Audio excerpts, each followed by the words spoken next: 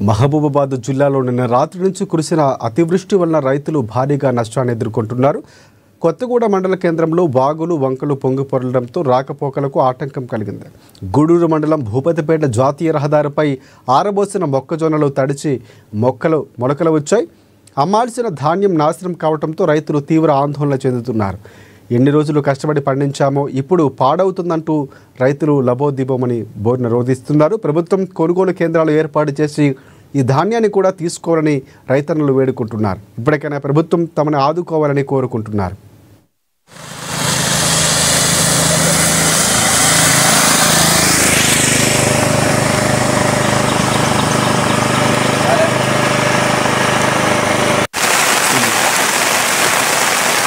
భారీ వర్షానికి రాత్రి 9 గంటలకు స్టార్ట్ అయిన వర్షం ఇంకా 6 గంటలకు వర్షం పడుతుంది.